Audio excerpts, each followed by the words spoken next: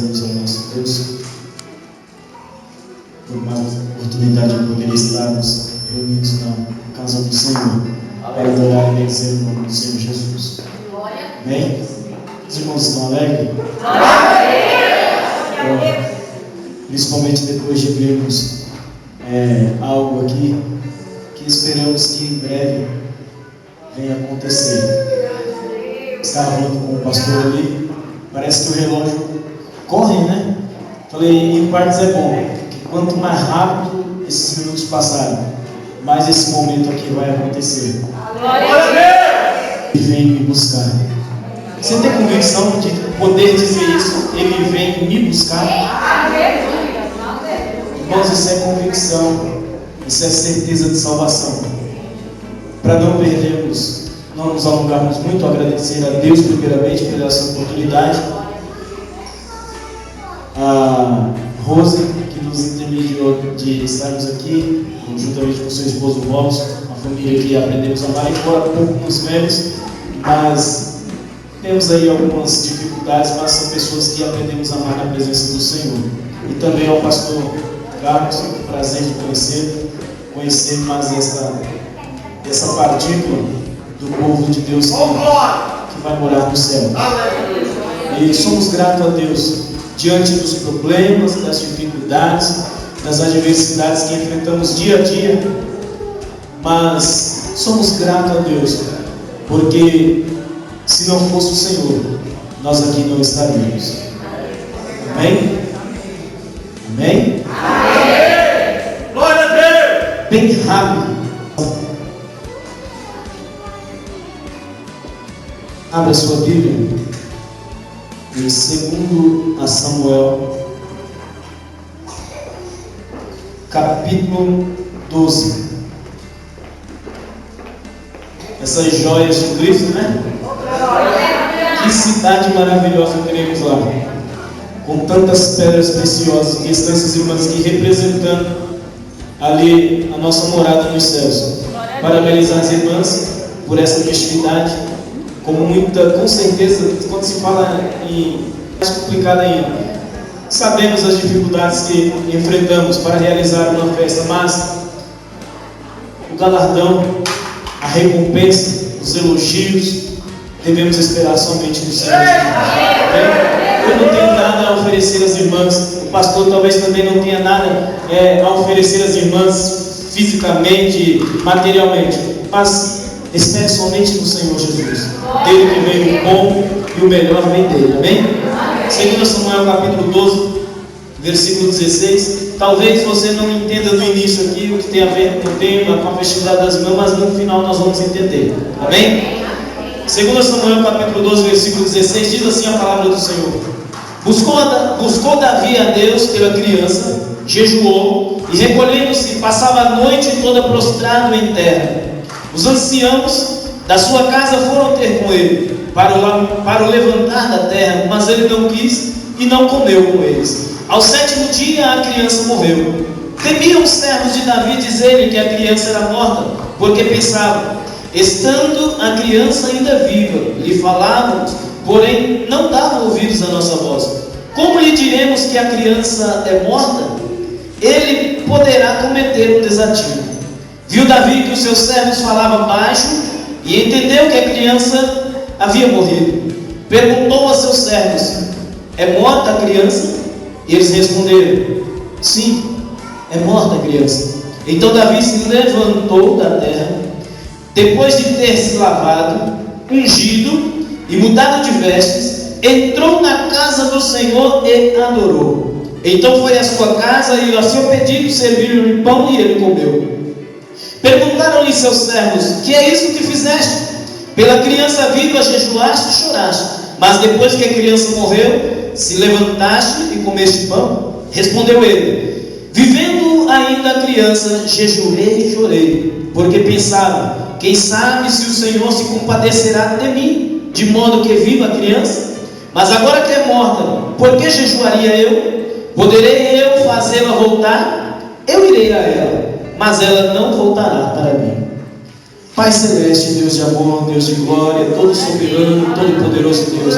Nós te louvamos, ó Pai amado, porque o Senhor é fiel. O Senhor é todo-poderoso, nunca houve, nunca haverá um Deus semelhante ou igual ou maior que o Senhor, nunca houve na terra, e temos certeza que nunca haverá.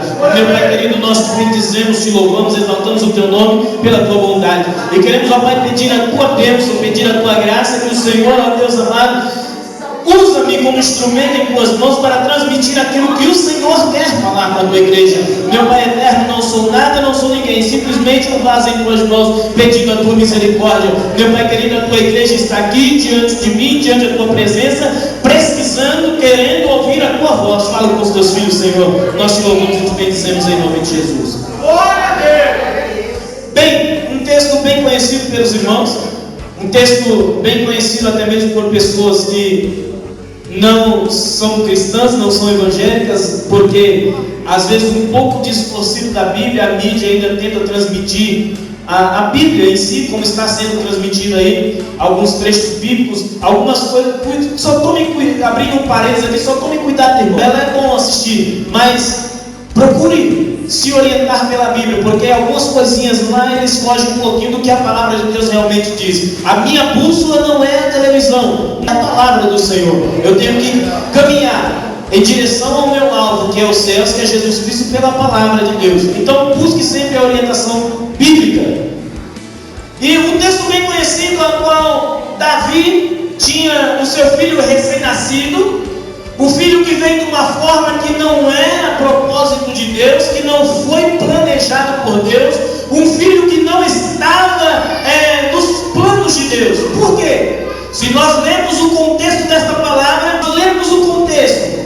Este filho foi gerado pela uma mulher, a qual Davi tomou de um dos seus servos, por nome de Urias, a qual todos nós conhecemos, que foi algo terrível, que nós observamos como pode um ser humano chegar a tal ponto de cometer algo assim, quando Davi se interessou por aquela mulher, que era a esposa de Urias, e Davi colocou Urias à frente da batalha para que morresse, para que a tomasse a ela por sua mulher, e com ela teve esse filho. E Deus foi lá e castigou a Davi e disse: olha Davi, eu vou tocar, eu vou cobrar, o seu pecado está perdoado, eu te perdoei, mas vai haver uma cobrança, e temos aqui a lei da semeadura. Tudo que nós plantamos, nós colhemos.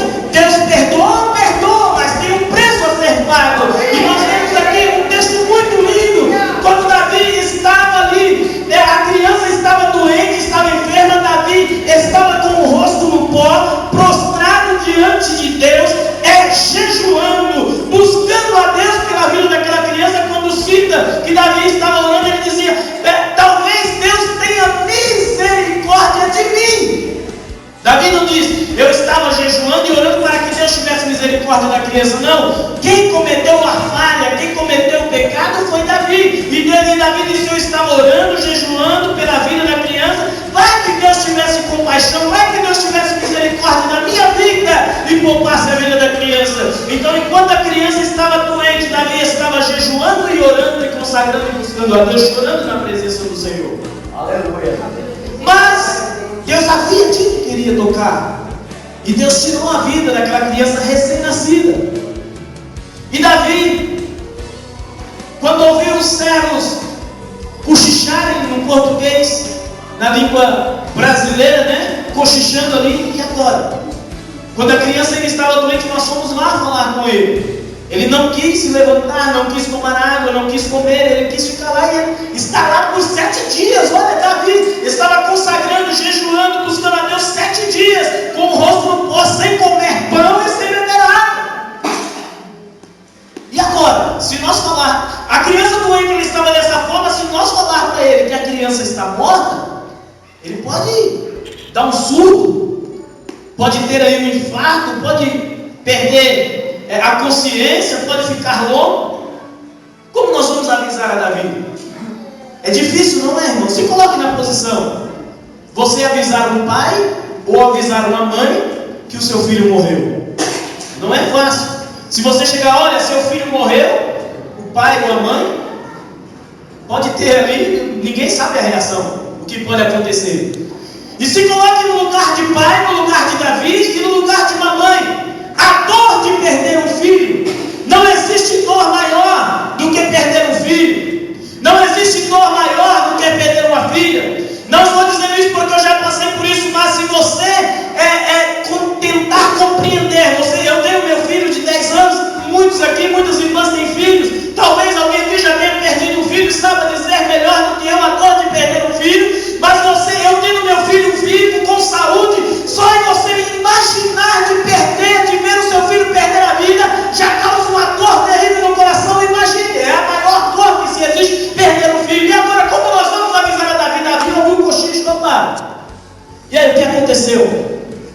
criança morreu?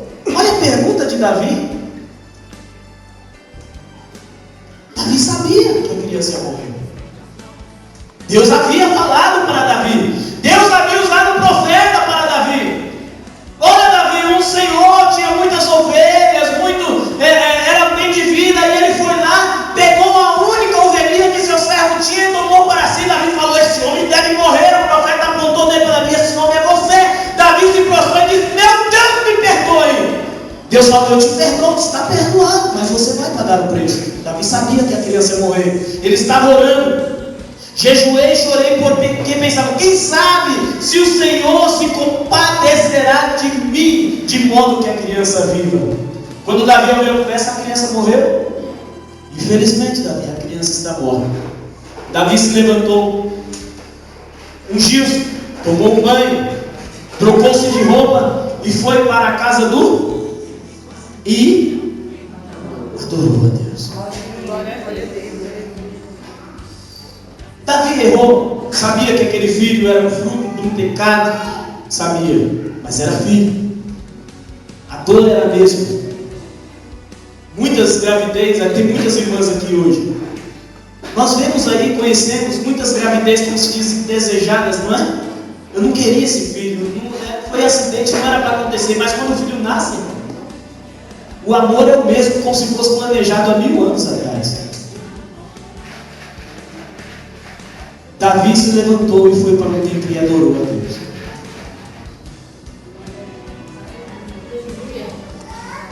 Na Bíblia não relata que quando Davi chegou no templo, ele dobrou o joelho e falou: pois é, Senhor, castiga mesmo, eu mereço, não é?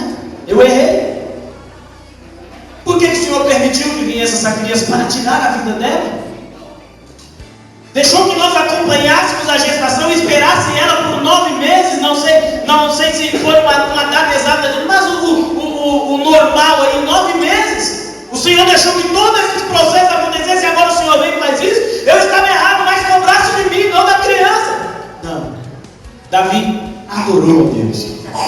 Se nós formos lá no dicionário da língua portuguesa, adorar é prestar culto. É ter muito amor por algo ou por alguém, pela qual se presta homenagem à divindade. É um amor intenso. Davi adorou a Deus. Não é simplesmente eu pegar esse microfone e cantar um hino aqui, como foi cantado vários hinos aqui hoje. Adorar a Deus não é eu vir na igreja no domingo, sentar aqui, ver os grupos cantar e chorar e se emocionar, dar glória, falar em línguas. Adorar a Deus não é eu pegar esse microfone como eu estou fazendo aqui hoje e trazer aqui uma palavra que está relacionada na Bíblia, transmitindo para a igreja. Adorar a Deus é fazer a vontade de Deus. O que Davi estava mostrando aqui, não importa o que aconteça, eu tenho que fazer a vontade do meu Deus. Eu errei, eu falhei, eu pisei na bola, mas eu não posso deixar de fazer a vontade do meu Deus. Tem algum santo aqui? Tem algum perfeito aqui? Não seja hipócrita.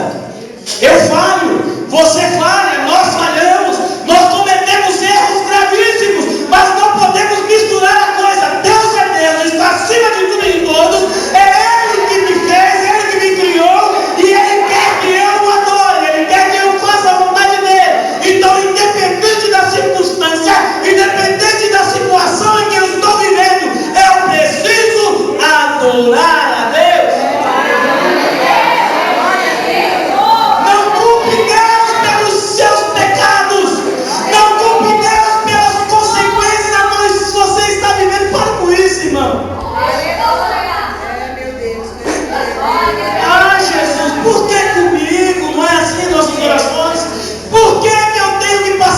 Irmão, é a lei da semeadura. Plantou, você colhe.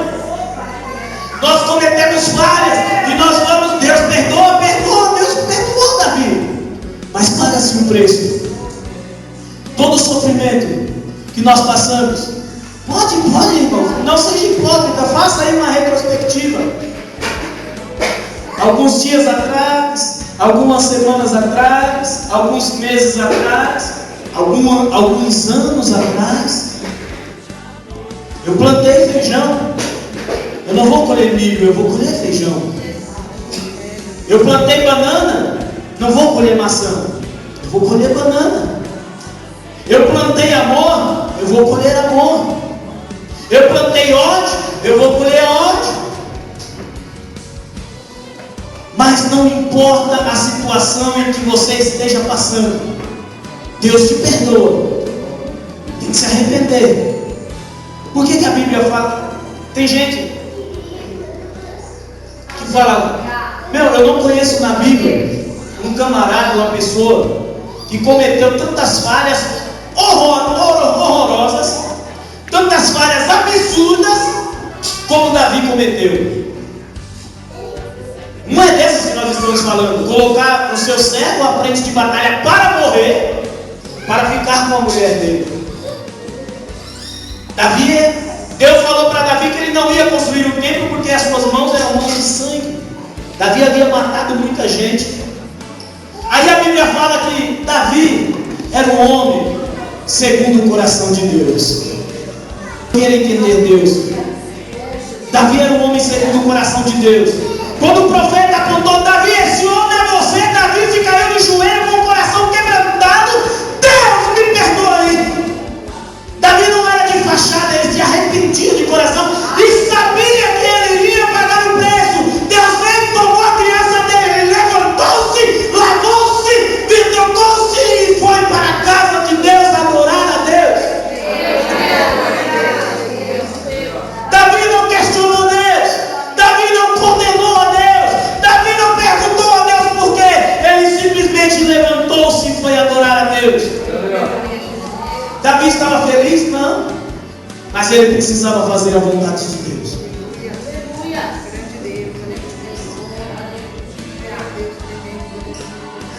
Você consegue fazer a vontade? Você consegue adorar a Deus?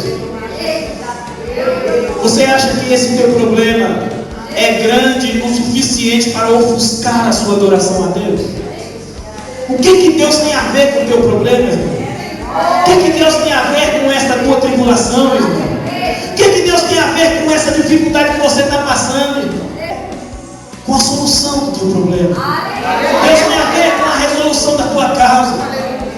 Não foi Deus que causou isso na tua vida. É eu que causo os problemas na minha vida. É eu que causo as dificuldades da minha vida. É eu que piso onde eu quero. Se tem um prego aqui, ninguém me obriga a pisar em cima dele. Eu piso porque eu quero. Deus não tem nada a ver com isso. Mas se você pisar em cima do prego e furar o teu pé, Deus está ali do teu lado para fazer os curativos.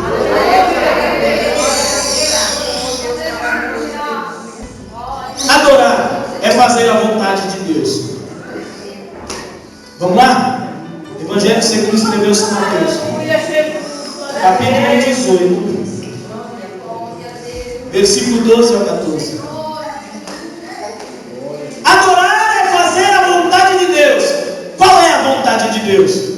Qual que é a vontade de Deus, irmão? Mateus capítulo 18, versículo 12 diz assim a palavra do Senhor: que vos parece, se um homem tiver 100 ovelhas e uma delas se extraviar, não deixará ele as 99 nos montes e irá em busca da que se desgarrou? E se a acha, em verdade vos digo, que maior prazer tem por aquela do que pelas 99 que não se desgarraram. Escute bem. Quem não achou, deixa para achar depois. Escute, versículo 14. Assim também não é vontade de vosso Pai que está nos céus, que nenhum desses pequeninos se perca. Adorar é fazer a vontade de Deus. Mas como que eu vou fazer a vontade de Deus? Qual que é a vontade de Deus, presidente Osmar? A vontade de Deus é que nenhum desses pequeninos se perca. A vontade de Deus é que você não se perca. Deus não tem prazer na morte do ímpio. Deus não quer que ninguém se perca. Essa é aqui a palavra de Deus. A vontade do Pai está nos céus, é que nenhum desses pequeninos se perca. Muito bem. Adorar, fazer a vontade de Deus. A vontade do meu Deus, a vontade do meu Pai que está nos céus, é que eu não me perca, é que eu não se perca pelo caminho. Tá? O que eu tenho que fazer então? Mateus capítulo 6. Já estou terminando.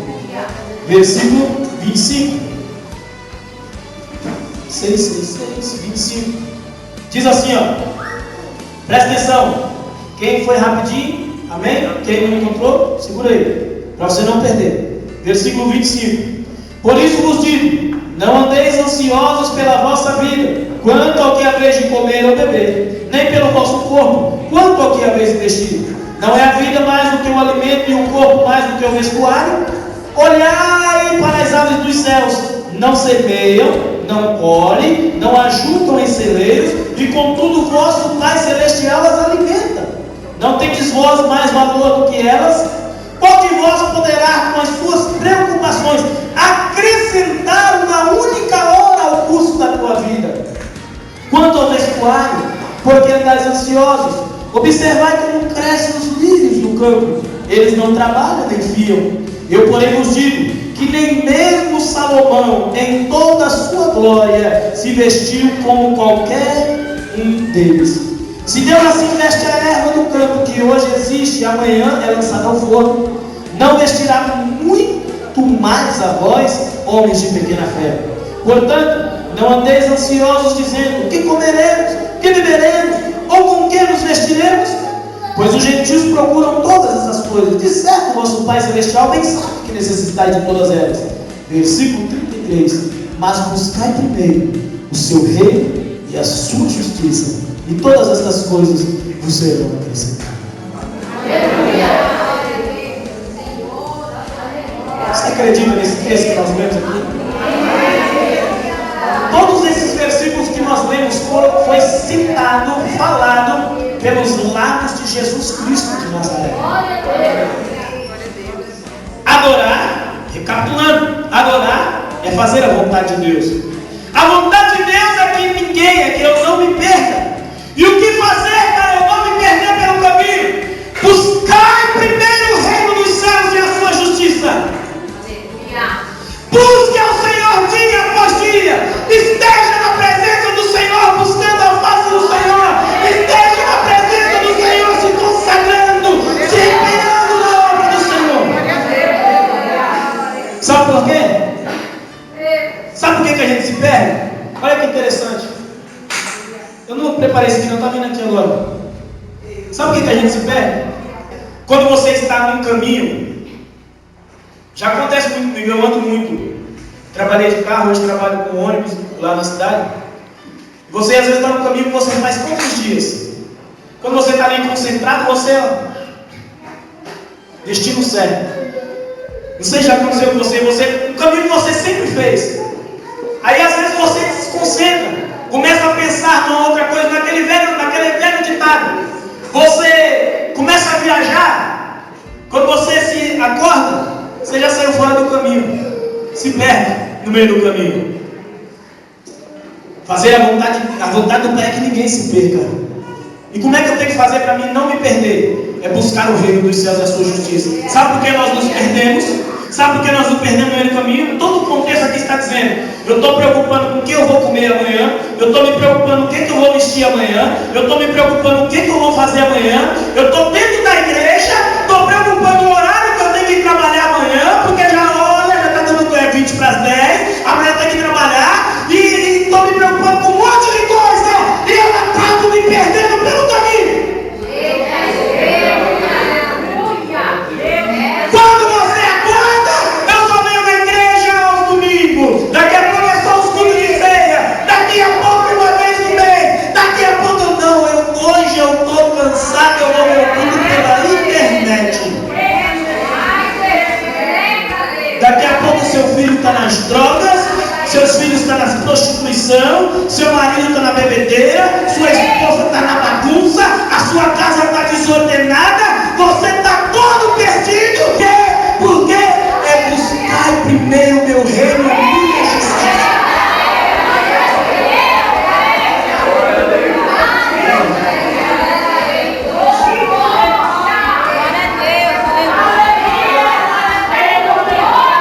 Está entendendo? Buscar primeiro o reino dos céus, para você não se perder pelo caminho. Hoje foi falado O rei está voltando, o noivo está voltando, os preparativos estão aí. Mas tem muita gente que já perdeu a identidade de noivo. Está esquecendo que Jesus está voltando. A noiva, quando se aproxima, não precisa nem se aproximar. Se você marcar o noivo aí, os homens aí, se você marcar a data do casamento para daqui 2 anos, você pode ter certeza, a partir do momento que oficializou a data, ela começa os preparativos. A noiva ela já começa a se preocupar com o vestido. A primeira coisa, que vestido eu vou vestir? Um branco, cauda longa, tomara que caia, mais rodadinho. Ela começa a se preocupar, como é que vai ser a festa? Onde nós vamos fazer? Vai ser daqui 2 anos ainda. Onde nós vamos fazer a festa? Ela está preocupada, quem eu vou chamar para ser essa testemunha? A noiva ela fica angustiada, ela não para, ela não dorme de noite. Ela fica doida, eu preciso, eu tenho que me preparar, porque o noivo não está nem pensando ainda se ele vai usar gravata ou não. A noiva já está toda agoniada, porque ela não vê a hora de ela entrar na igreja e ver o noivo lá no altar esperando ela. E a igreja, ela baixou, derrasco, e Cantanega, está perdendo a identidade de noiva, está esquecendo que a data já foi marcada e que o noivo está voltando e você está dormindo.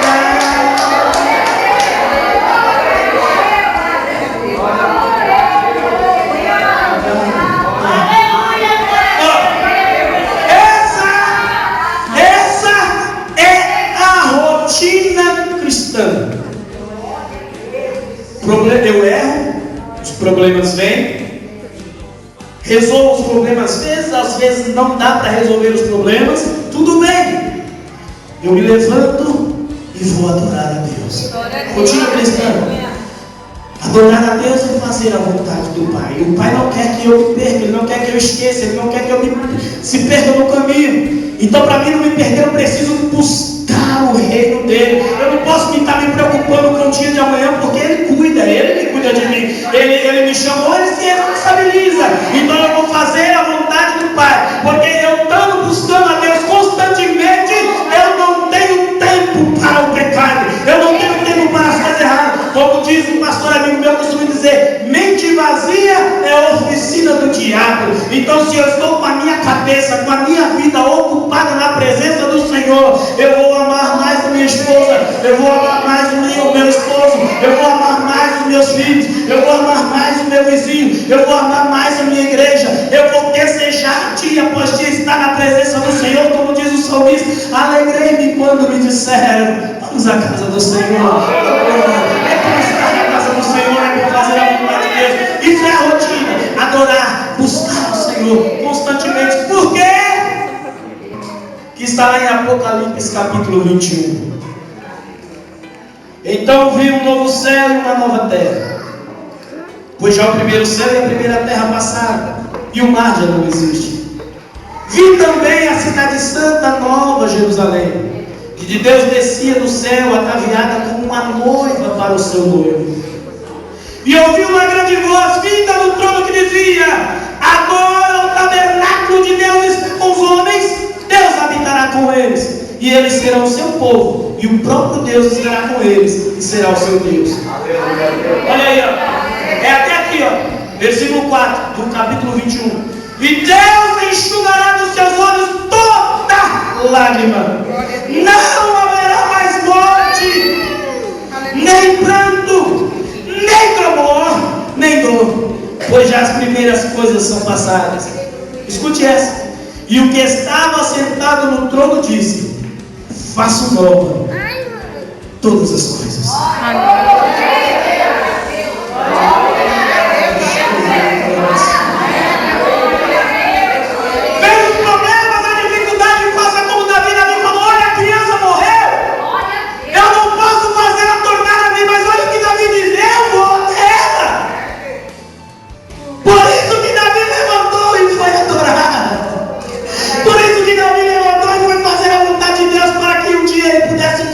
Seu filho.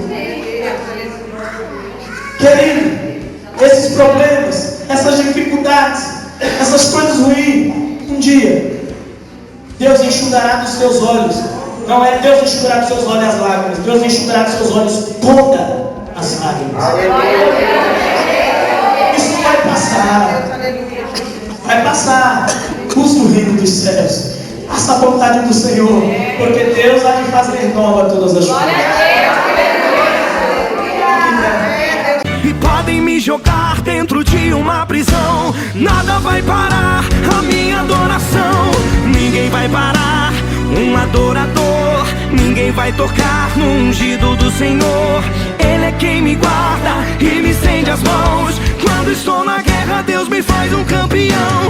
Deus, eu quero te louvar, pra sempre te adorar.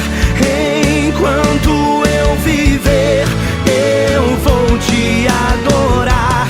Eu quero te louvar, pra sempre te adorar. Enquanto eu viver, eu vou te